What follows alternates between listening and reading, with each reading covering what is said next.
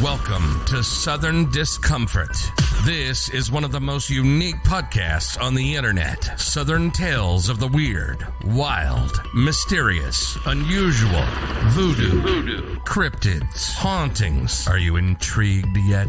This is Southern Discomfort. Southern Discomfort. And now, your hosts, April and Christine.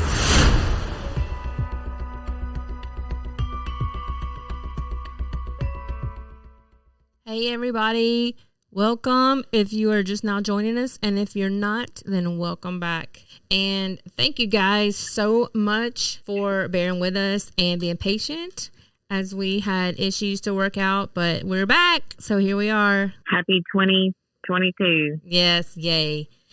So we won't take too long with the welcome, but yeah, we didn't go in. Let's remind everybody about our socials and get uncomfortable. Yeah. So Twitter is SoDiscoPC, Instagram Southern Discomfort PC, Facebook Southern Discomfort Podcast, YouTube Southern Discomfort Podcast, and always feel free to email us at southerndiscomfortpodcast@gmail.com. And if you like what you hear, even if you don't, but hopefully you do like what you hear and would be willing to give us a review and 5 stars. Yeah. So without further ado, what is the drink du jour? Yeah, thank you for that, Christine. So tonight on tap, we have Drive-Thru Tiger Blood. So this is from Parish Brewing Company, and it's daiquiri style Berliner. And I'm pretty sure I said that right because I am of German descent, and you are as well. So there we go. But we've got a Berliner Weiss. It is it's fruity. This is so yummy. Has coconut, strawberry, and watermelon flavors, crystal hops, and it's described as creamy, fruity, and tropical. So I'll just read what they have on their website because it's cute. So the Drive-Thru Daiquiri Shops, it's the third in this third installment of this series, and it packs a lush fruit-driven punch with extremely saturated waves of watermelon and strawberry and a splash of coconut. This thick snowball-style sour roars with red jammy fruit syrup into a high ABV slush.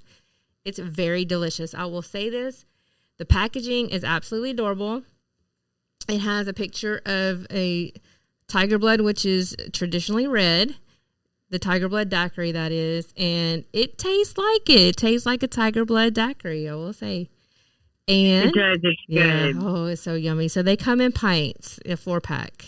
And it is also cute on the side. They have the straw with the paper covering on the top third of it, and everyone who knows that means that is not open container when you leave that piece of paper at the top. So yeah, if you know, you know.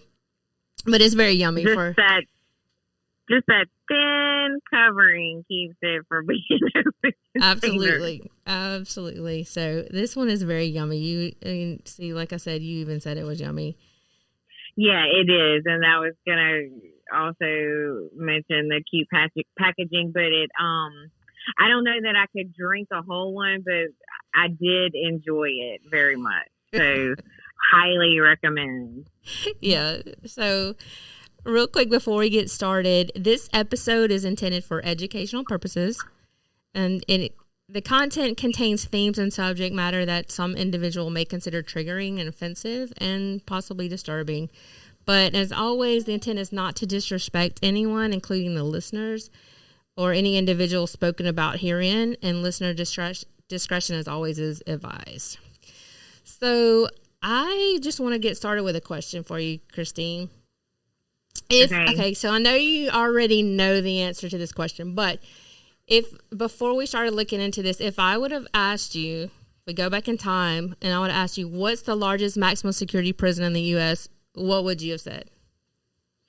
Okay, so I definitely would have said Rikers Island. Yeah, that's amazing because you can tell we're of the same DNA, because I would have said the same thing too, and we've never talked about this before. That's crazy. No, never. So we would both be wrong, because the Louisiana State Penitentiary is the largest maximum security prison in the United States. And so, right, and I was really surprised to learn that. I mean, right, having known about it pretty much our whole lives, like, you think that we would just automatically somewhere along the way have learned that it was, but I obviously didn't. Right, absolutely. It has 6,300 prisoners and 1,800 staff, and so Louisiana State Penitentiary is known in this area and all throughout Louisiana, of course, as Angola.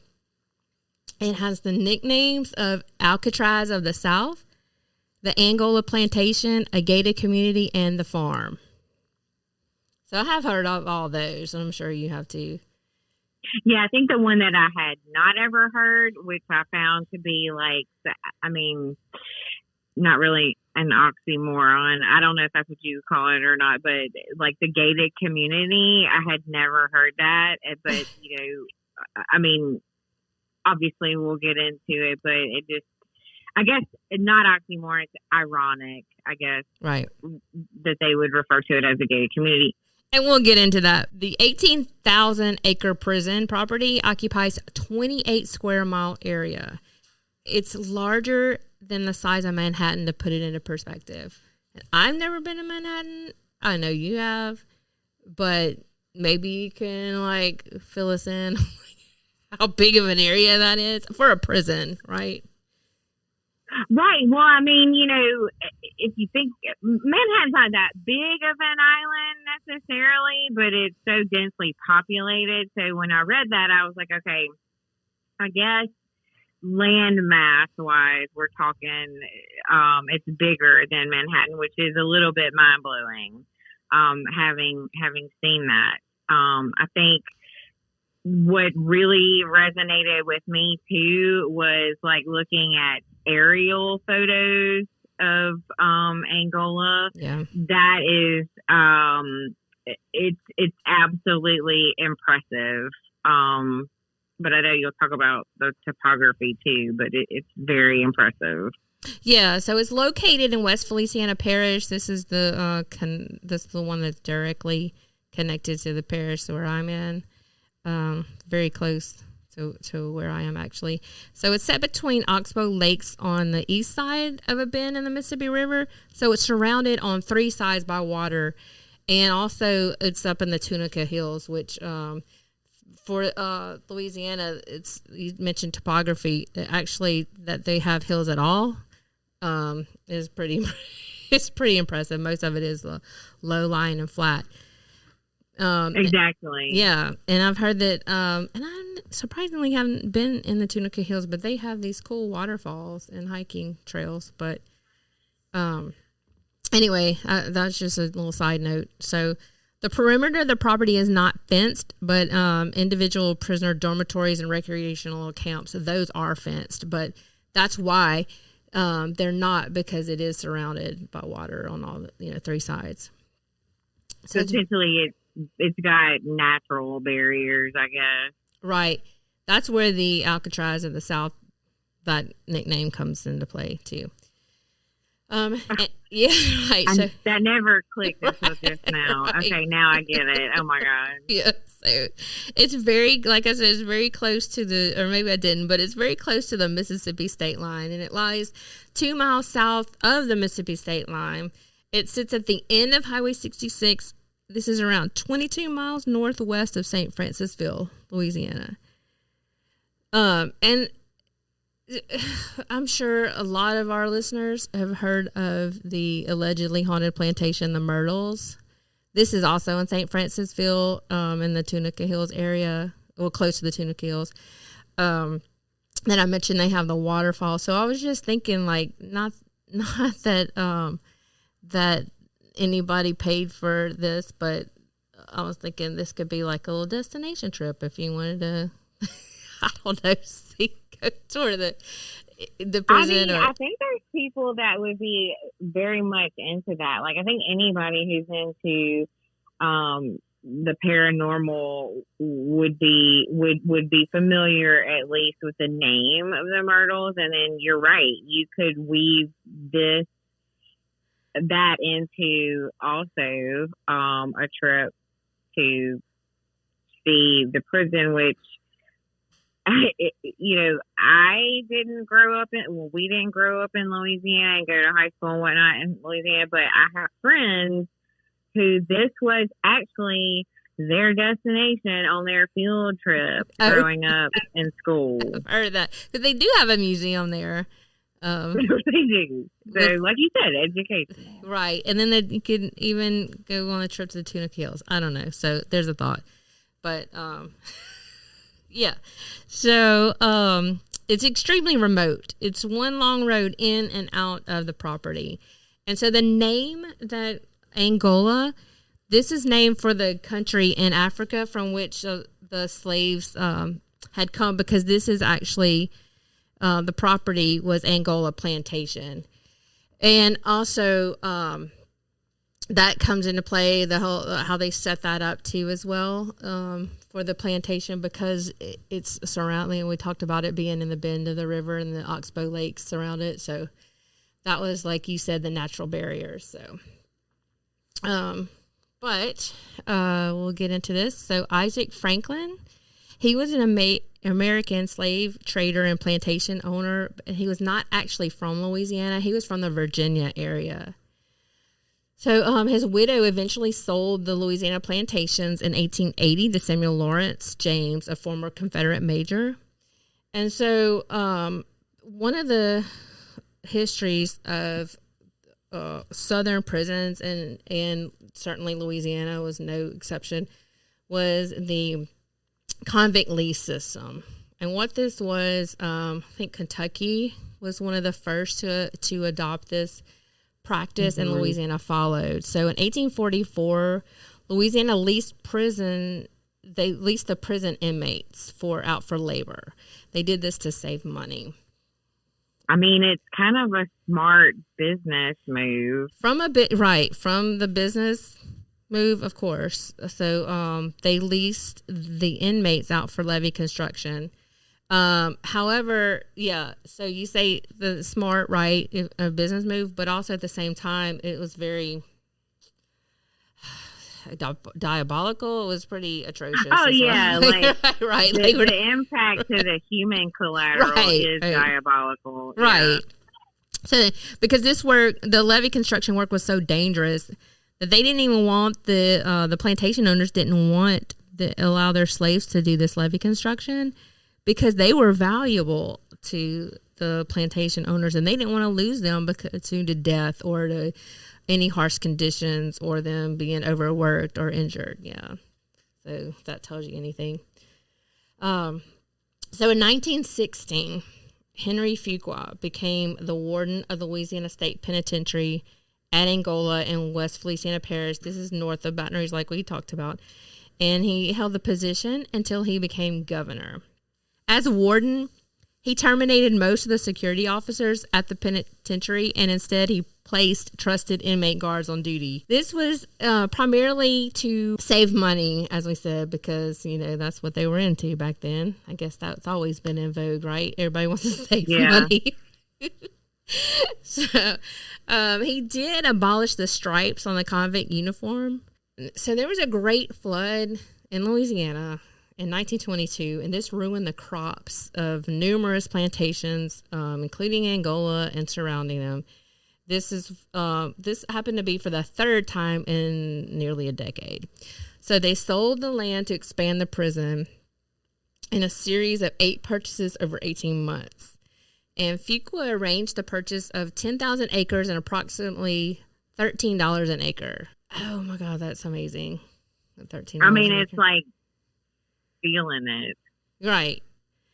I mean, I'm sure even back then that was a lot of money, but wow. Well, that's true. I'm thinking in terms of the value today, but sounds like at any rate. Sounds like monopoly money, like $13 an acre. Yeah, let's buy up 18,000 acres, which is what they brought the prison to its present size, the 18,000 by this transaction. Yeah. So Fuqua is remembered for his interest in the levee and road construction, but also for his fight against the resurgent Ku Klux Klan. And so back then, that was pretty amazing. I just can't even imagine the pushback that he got for even fighting against that. Yeah, because I would imagine that was not popular with his constituents at that time. Right. Yeah, in South Louisiana. Or Louisiana at all. Absolutely. Right. So during Fuqua's time in the governor's mansion, Louisiana's anti-KKK laws imposed harsh penalties upon anyone wearing a mask or anyone committing a crime while masked. There are these are laws that are still on the books, but there are exceptions. That's why I would have wanted to point this out. This is they make exception for the celebration of Mardi Gras, so they're still on the books today, and also it's kind of relevant now to COVID times because there are people here to point out, well, it is illegal in Louisiana to wear a mask. I mean, they can try that. Yeah, right. Right, but that's why I want to point that out because No, it's very interesting. I didn't know that. Right. I have heard that. I've heard a couple of people say that. But so Fuqua also increased the budget for his alma mater, LSU, Louisiana State University. So tight, though. Yes. And this was to construct more buildings on the new campus in southern Baton Rouge. But he also supported the expansion of the African American Institution of Higher Education, Southern University in Baton Rouge, which I feel like doesn't get as much notoriety outside of Louisiana, but Southern University is pretty amazing as well.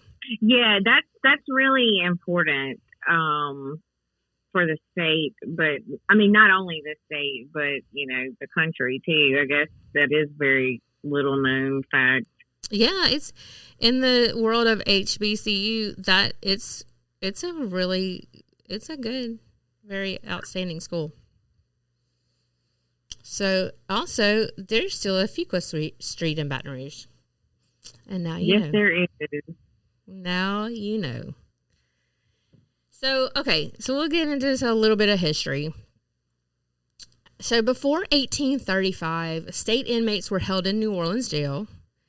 And which really around that time, if you think about it, that's New Orleans was where everything in the state was. Right. That was the go-to city. It was.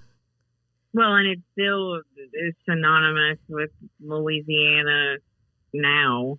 Right, and that was the highest concentration of people in it, population, yes. And so it was horrid, and it was only fit for animals, as most people, I wouldn't say recall, but as it's been documented. At that time, even, it was known as the worst prison in the U.S. So Louisiana State Penitentiary had been named the worst prison in both the 19th and 20th centuries. Ooh. Yeah, so first in 1831 by Alex de Tocqueville, and then again by Collier's Magazine in 1952. Don't come for me for my French. I'm sorry. I mean, I think you did a good job with that because I've always said Tocqueville. Right. So, originally, it was a jail, but first, the Louisiana State Penitentiary located at the intersection of 6th and Laurel Streets in Baton Rouge. It was modeled on a prison in Connecticut. So it was built to house 100 convicts in cells of 6 by 3 feet. That's so tiny. Yeah. I'm not saying that they should have palatial spacing, but if you 6 feet, if you were taller than 6 feet, how would you even lay down? Well, you couldn't. Right. not comfortably, for sure. So, And the Annabelle South penitentiaries were composed mostly of white inmates, and this was because slaves that committed crimes were sentenced by their owners. And at that time, prisons were considered lower than slaves because they were expendable and replaceable at no cost to the state. And see, at this time, too, children were born in prison. They were born to inmates, and then they were sold at auction when they turned 10 years old. Yeah, that's so sad. I know. That's so sad to think about those kids. So in 1844, Louisiana legislature authorized convict leasing, which we described earlier. And then in 1865, after the Civil War, after the Civil War, Louisiana passed a series of laws called Code Noir, the New Black Code. And this was designed to drive former slaves back to their home plantations. The laws criminalized free black men who could not provide written proof of employment, and this classified them as vagrants who were jailed and hired out to anyone. Often their former owner would pay off their fines. So then that would send them back to the plantation. Yeah, so it's like it's just a cycle. Right.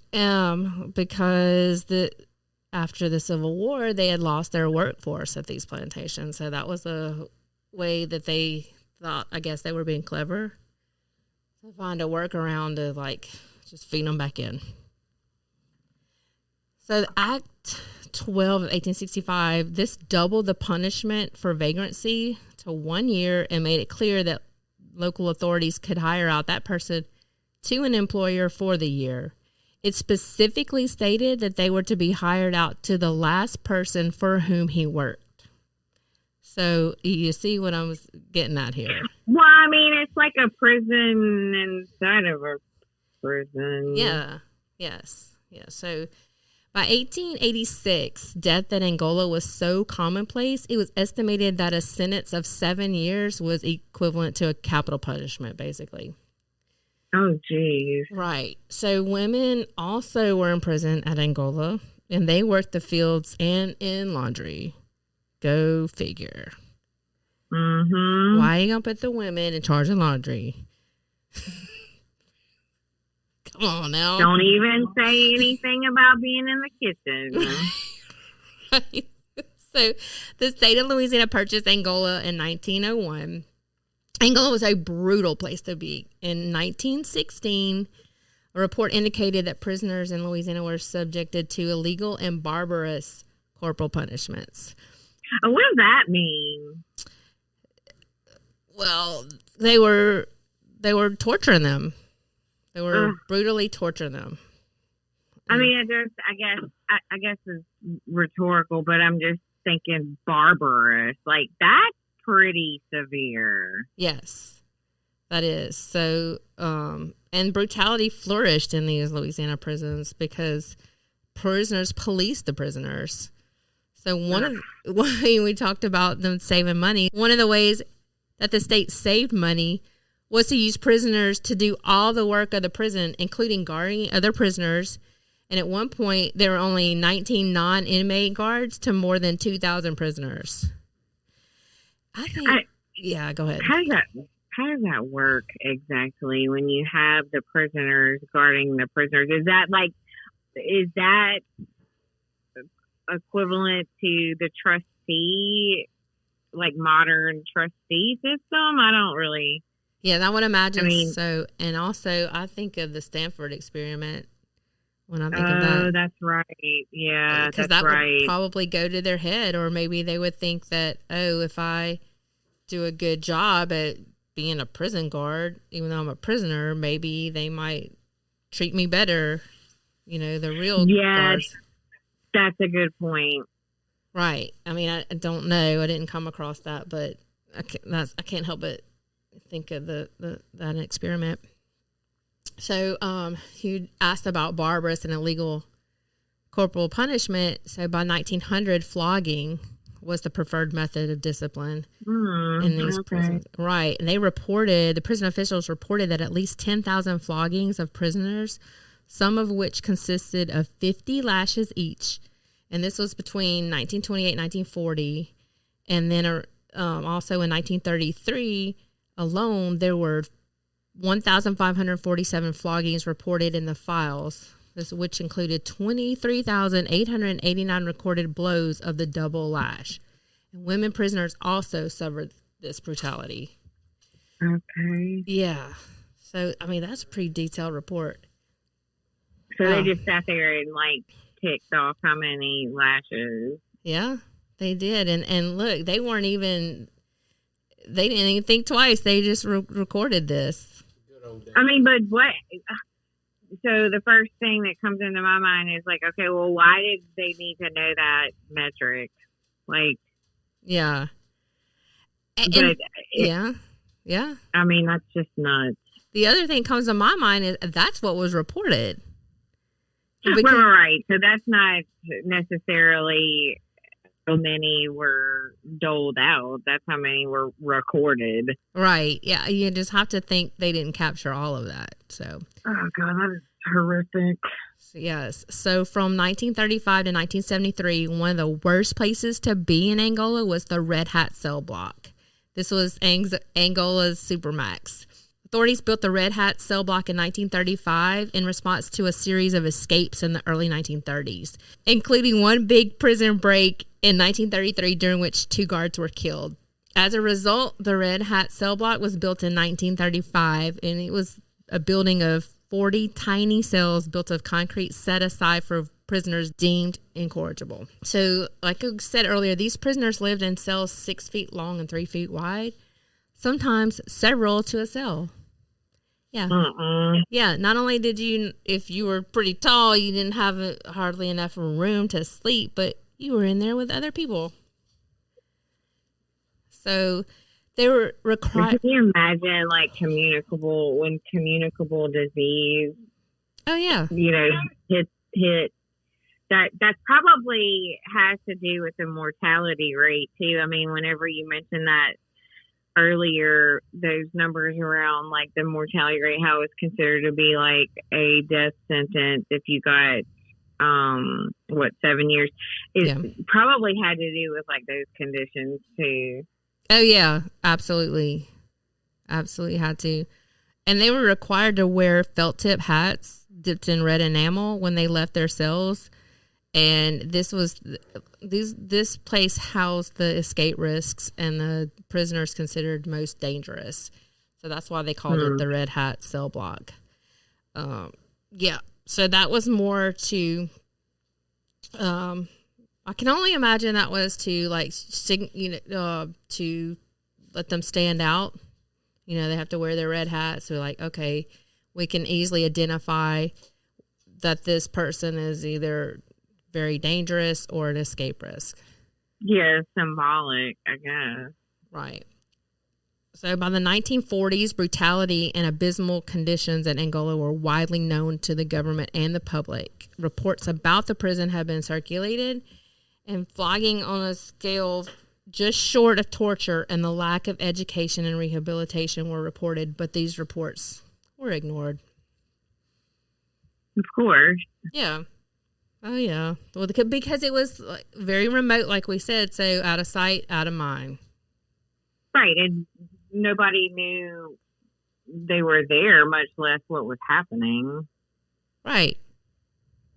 Absolutely. So the heel slashings of 1951, that is another topic of brutality, but it was an interesting reverse of sorts. So on February 26, 1951, several prisoners had slashed the tendons of their heels in order to avoid the hard work in the fields and further punishment. 18 prisoners were hospitalized for slashing their own tendons with razor blades to avoid beatings in brutal conditions. Okay. Yeah. I'm just going to stop you right there, because how bad it would have to be in order to slash your own tendon? Yeah, protest. Like, exactly. That's my thought is, okay, if it's better to self-inflict this kind of brutality, then it must have been just unbearable. It had to have been unbearable. Absolutely. Okay. And a report a day later put the number at 31 prisoners who had slashed their tendons, at which point an independent investigation was called for. And most of the prisoners had served weeks or months in the red hat solitary confinement cells you were talking about. Yeah. Within days, another 6 slashed their tendons, and the governor of Louisiana decided to appoint a special committee to investigate the conditions at Angola. Oh, yeah. So that's what it took, basically. Yeah, like and then that's something that you got to be committed to. Also, if you're in a protest and you're going to get a group together, oh God, you're like, okay, we're going to slash our tendons. Yeah, like how do you get everybody in on that? Right. Like there must have been some sort of like, okay, well either like there had to have been coercion, right? Yeah. Or I can't say there had to have been.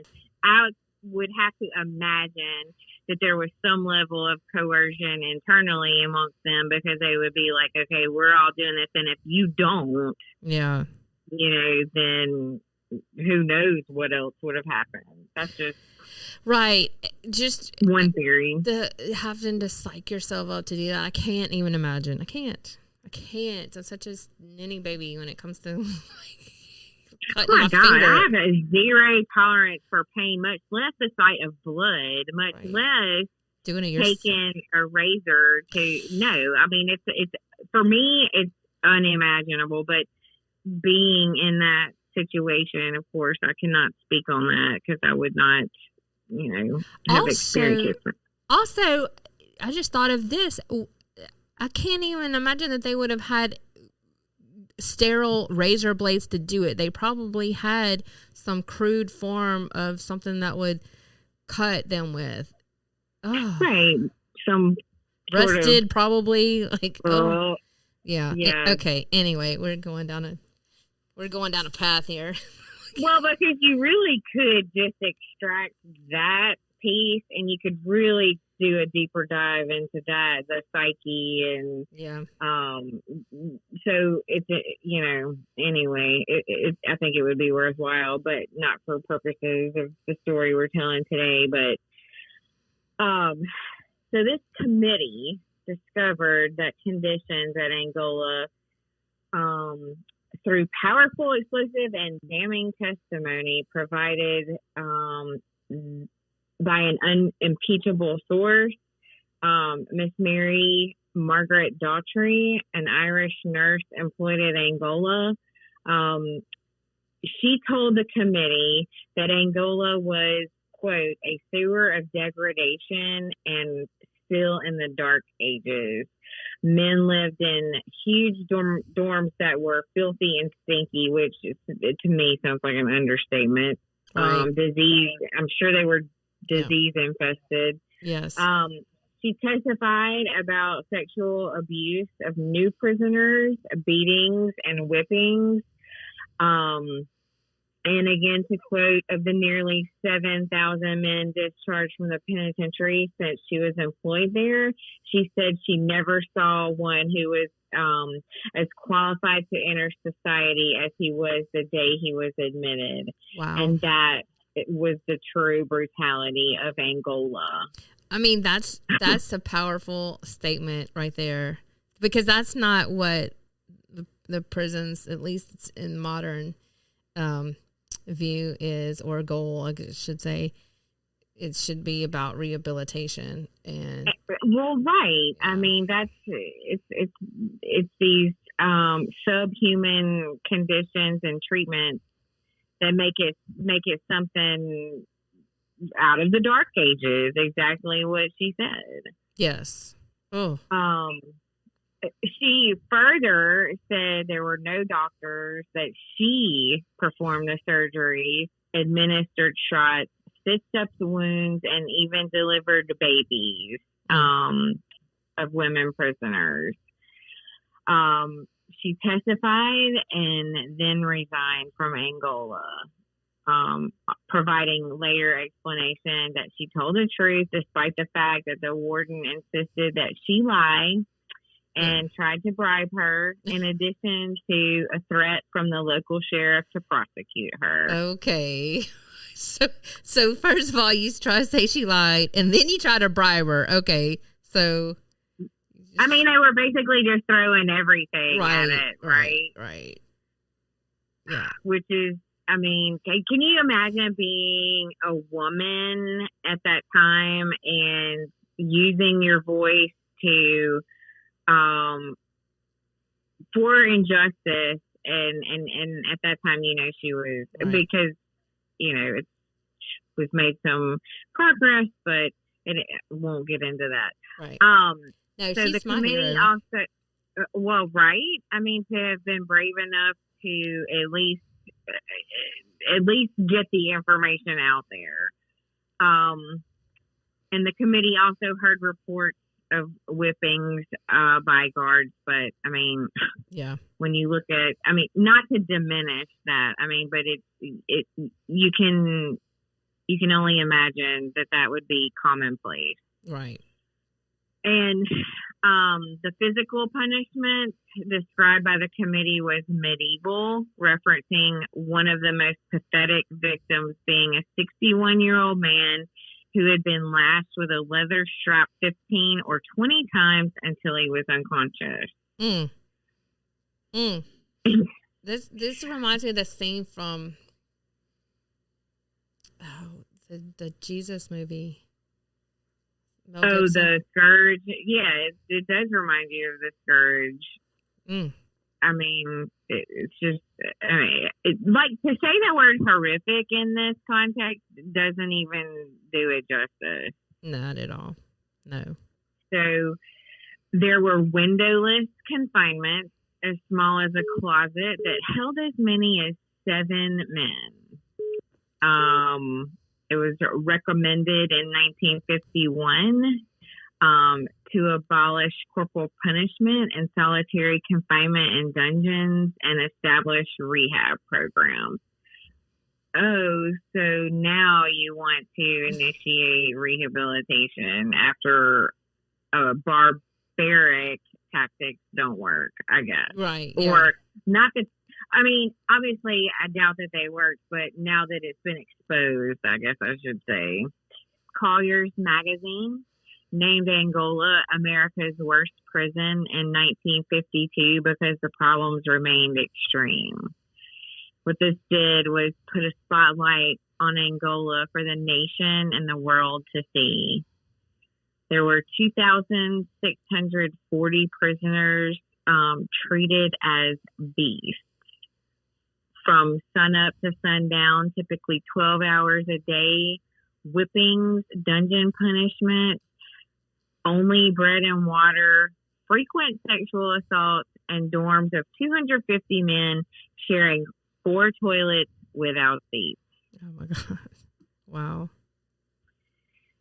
On December 5th, 1956, 5 men escaped by digging out of the prison grounds and swimming across the Mississippi River. They were Robert Wallace, 25 years old, Wallace McDonald, 23 years old, Vernon Roy Ingram, 21 years old, Glenn Holiday, 20 years old, and Frank Verben Gann, 30 years old. McDonald was captured later in Texas after returning to the United States from Mexico. He said that 2 of his fellow escapees drowned, but this was disputed by Warden Maurice Sigler. Sigler said that he believed that only 1 inmate drowned because they found 3 clear sets of footprints climbing up the riverbank. It was reported that 1 body, believed to be Wallace, was recovered from the river. And this was the Mississippi River, okay? This is not something that you, at the end of the Mississippi River, not something you just go take a swim at. A lot of people who fall in or go in, end up in the river, they don't come out. Exactly. Like, I mean, I don't know the dimensions like off the top of my head, but I would venture to say that I would never make it across. Oh no, most people don't. Like they're like swim across the Mississippi River. No, not down here. I don't know. There might be smaller, more narrow places, but the undertows, like the current, is outrageous. Well, but that also speaks to, how severe the conditions were. They would rather risk their lives in that body of water than stay. Absolutely. Absolutely. So, in the 1960s, Angola was called the bloodiest prison in the South. This was because of the excessive number of inmate assaults with no reform. Prison rape was extensive during this time at Angola. Mm. Yeah. Wilbert Redu, a prison journalist, wrote an extensive description of rapes and the culture of rape at Angola in the 1970s, usually described as homosexual relations instead of rape. Rape is common at prisons filled with men at the peak of sexual energy, where inmate violence is either tolerated or unable to be prevented. The new and the powerless inmates were immediately raped and forced to assume the subservient role of wife to powerful inmates. Weaker inmates were routinely forced into slavery to powerful and violent inmates and security officials, some for sex and still others for service. That's so, that's one point I didn't think of, is these men are coming in at when you said they were coming in at the peak of their sexuality, and then you're in there with other men. Like, I don't even know I can't even imagine. Well, and that's, the culture of rape, and oftentimes, like, it's not even about sexual attraction, it's more dominant. Right. Under other conditions, they would never engage in homosexual activity. But like you said, it's that, you're with the same sex, but also,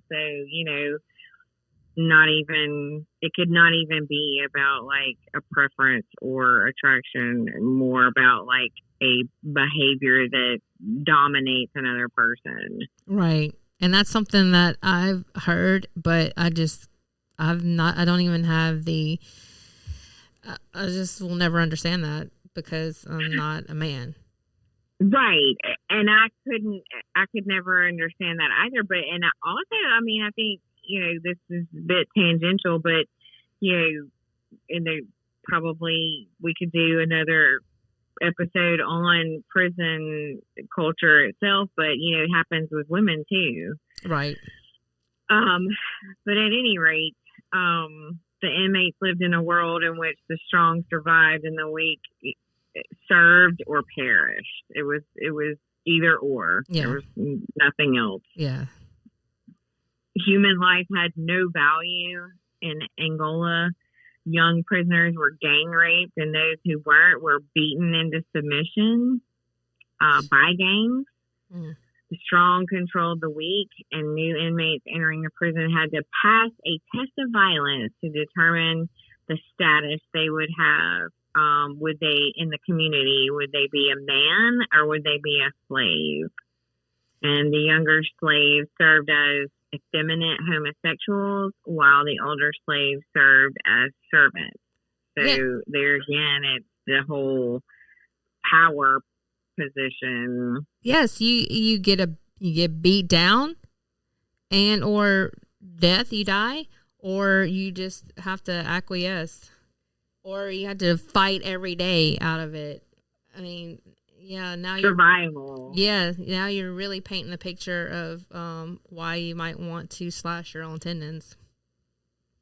Exactly. You can, as much as we cannot imagine it being so bad that you would want to self-harm like that, you can start to see how one's psyche gets around to that notion. Hey, this might even be better than the alternative. Yeah. Oh gosh. Or swim the Mississippi River. Yeah, right, exactly. So there again, I can't even fathom. In the 1970s, it was described as medieval, squalid, and horrifying. In 1991, the United States Department of Justice found its medical care grossly inadequate. Purportedly, Louisiana has incarcerated more of its people than any state in the country. Yeah, I read that and I was blown away. Like, congratulations, Louisiana. Right, because if I'm not mistaken, the United States is the number one jailer in the world. And so when you look at it through that lens, it's like, wow, okay, we are number one, the country's, or at least were, the country's number one jailer. Right, yes. So in 1971, a team of 3 lawyers from the American Bar Association, the nation's largest organization of lawyers, visited Angola as part of a nationwide tour of prisons. Later reports describe portions of the prison, again, as squalid, medieval, and horrifying. The population of Angola continued to expand in the 1970s. As the Louisiana legislature passed dozens of laws increasing jail time, the parole board was releasing far fewer people, and the public continued to support putting more people in jail. This led to dramatic growth in prisoners in the United States and Louisiana. Nationwide, the rate of incarcerated people in the United States nearly doubled between 1925 and 1980, which I guess ties back to what I was saying about the U.S. being the world's number one jailer. So that just, those numbers really put things into perspective. And that is going to wrap up our part 1. Please join us next time for part 2 of Angola. And remember to keep one eye open, because you never know what you might see. You've been listening to Southern Discomfort with April and Christine. As you can tell, this is one of the most unique podcasts on the internet. So we want you to be able to reach out to us. Send emails to southerndiscomfortpodcast@gmail.com. On Facebook at Southern Discomfort Podcast. And on Instagram at Southern Discomfort PC. And for shows, visit southerndiscomfort.podbean.com. And this podcast can be found anywhere you get your podcasts. Till next time, keep one eye open, because you never know what you might see. This is Southern Discomfort, signing off.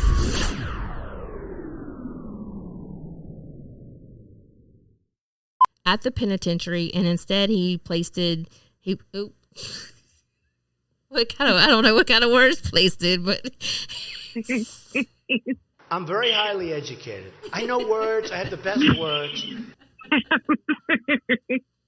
He placed it there, I'm telling you. Okay. Not many people know that word, but since we're like going back in time using the vernacular of the time. You could not be more wrong. Where was I? I don't know, but I can't. I'm going to peeing on myself. Okay. You stay classy, America. Shit, I was doing good too. Anyway, you are doing very good. Thank you. No. He terminated. Is that what I was trying to say? Let's see. Yeah. Okay. That's one as warden. Okay, we're gonna go back there. And 3, 2, including one big prison break. Whoa!